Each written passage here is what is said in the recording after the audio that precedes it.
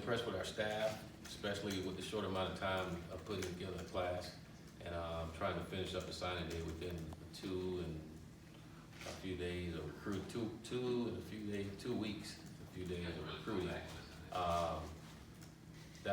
It was challenging, but it was also good to see that our guys were able to go out and accomplish some of the things that we needed to when it came to recruiting and filling some of the needs that we had to fill. And not only did we fill the need with good football players, we filled the need with great character kids and kids that's going to be about the right things, and really excited about it.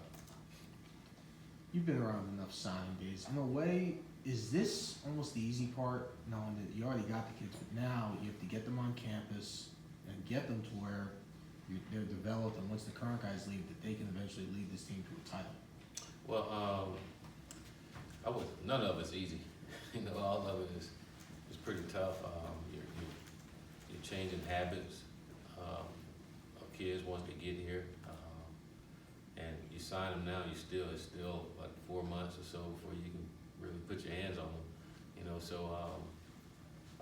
that part's a challenge too. But I mean, it's part of the whole growth of getting them here and getting adjusted to college and getting them adjusted to the daily routine of going to class and practicing and lifting weights, and it's a grind on them that's different than what they've been in high school. But they all adjust, and they usually adjust well when you have a really good culture that's already in place, and I feel we have that, and feel like guys will come in and adjust well. Your son was the first announced sign yesterday. As a father, what was that moment? What did it feel like for you? It was great. It was great to see my son accomplish one of his goals. One of his goals was to earn a scholarship and go off and play college football. And it was great to see that he was able to accomplish that.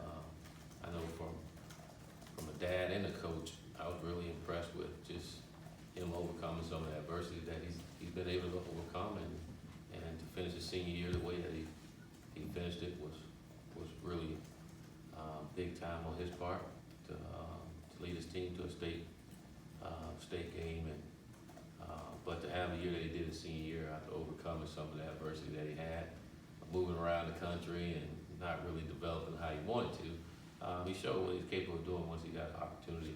He took advantage of it, but I'm excited about it. He's a winner. Great kid, and I'm excited now that I finally get to coach him. All these years I tried to stay away and let his coaches coach him and let him be just a regular kid, and now I finally get my hands on him. It'll be fun. Your son is listed as a quarterback. Do you view him strictly as a quarterback? And I know he's athletic enough to where maybe he could play another position. Do you view him as somebody that maybe, especially with Chris Robinson having 2 more years, that maybe Willie Jr. comes in and plays another position? No, I think if you ask Willie Jr. that, he's going to tell you, kind of like Lamar Jackson told everybody else, I'm a quarterback. I tried that already as a dad. Tried to move him, and he didn't want to move. He said I was a quarterback, and I applaud him for that, because he's, again, something that he believed in himself, and he showed this year what he's capable of doing, and again, had me more excited about it more than anything. Again, he just hadn't had a lot of years of just playing the position as a starter, mainly because we moved around, but he showed this year what he's capable of doing, and I think he has a really bright future ahead of him, and it's great to have someone like Chris in front of him that he can learn from and continue to develop and get ready to play. And with the quarterbacks in mind, there were 2 quarterbacks last year, Cordell Littlejohn and Javion Posey, who played receiver under Coach Kiffin. Did you approach adding a quarterback this year, whether it was your son or someone else, with the idea that one or both of those 2 will be back at quarterback next year? Do you view them as receivers, or is it still too early? Well, I think it's still too early. I haven't been around those guys, enough to see what all we have. I've seen the guys that played in the bowl game and watched practice, but we haven't really had a chance to see that from our guys. And as the next month or so come, we're gonna get to see a lot more of our guys, and be able to determine what we want to do with them. But I think it's hard to come in and just say this guy's gonna play this position, this guy's gonna play that seeing them and giving them an opportunity to show us what they can or can't do. Is it easier to recruit a kid and convince him to come to your school when you can threaten to withhold his allowance? No, I wouldn't say that because I bought him a car and he didn't commit. I said, don't you know anywhere else that probably was a done deal. Is that legal? No, well, it is legal for me. Well, I mean, what was that dynamic like? How did you go about those conversations? Well, I just, Will knew that for me personally, I always told him if there's something that you need, something you want, some question, or you always can come and ask. We're gonna go through this process, and you're gonna be like every other kid, you know, and we're gonna recruit you just like we recruit every other kid, and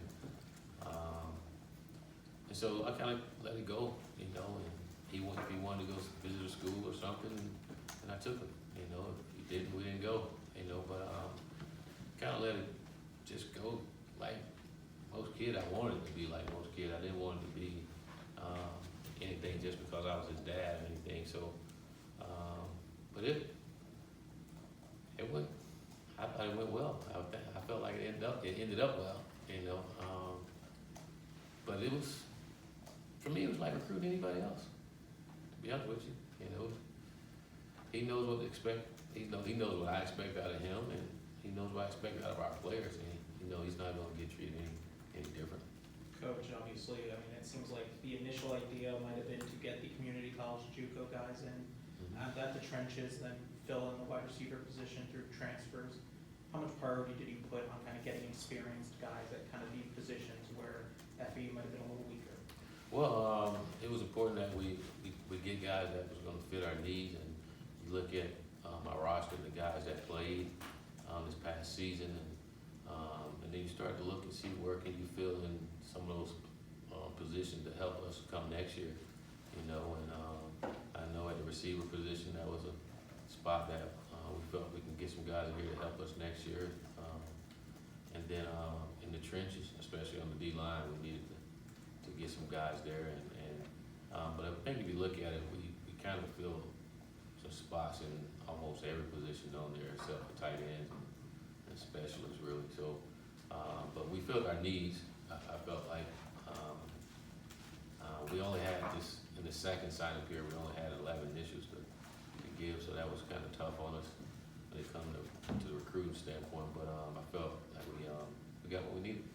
With the transfers in mind, I don't know if you are allowed to talk about this, but the two players of yours that played for you with Florida State, do you know if either of them or both of them are pursuing waivers to play this year? If I were them, I would. Are they? You know, I'm sure they will.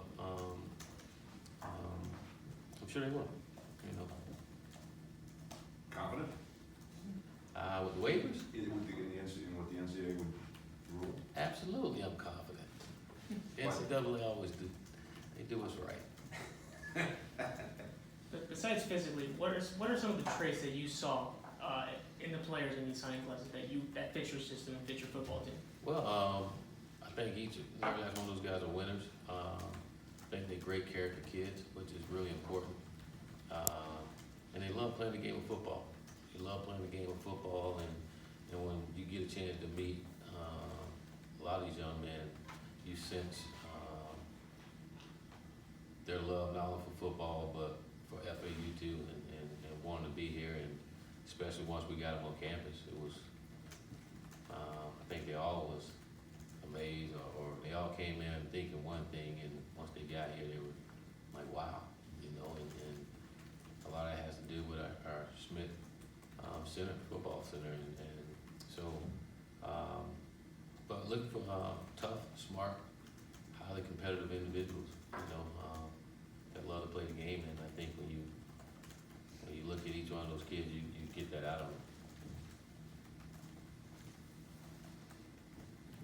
Now that you're looking forward, and the transfer's still coming in, walk-ons, still options, what do you think the team's going to focus on recruiting-wise in these next few months before the season starts?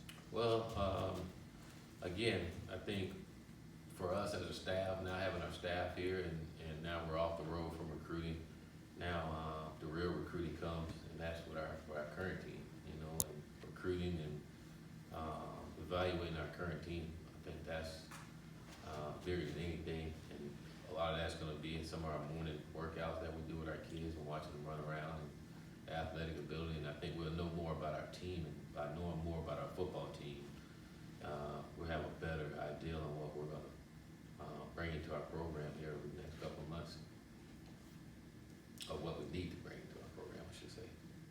Just, I don't know if you can comment on this, but is there kind of a plan to kind of let spring ride out and then see, maybe after spring, kind of reassess the roster and see maybe where you can add the transfers in, or? There's always a plan.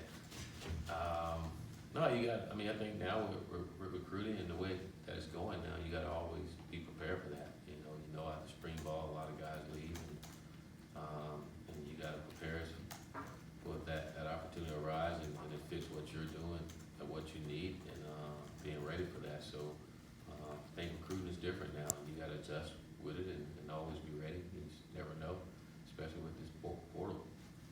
What do you feel like the transition is going to be like, not even for just like the newcomers, but even for the current team, because obviously new coaching staff, and especially under a new head coach? It'll be some new learning, always new learning with new people, but we got a group that's very close, a football team that's very close, and they know what it takes to win, and I think it's really important for us as coaches, is to make sure we do a great job of teaching our guys and not making it to where it's so dramatic to where we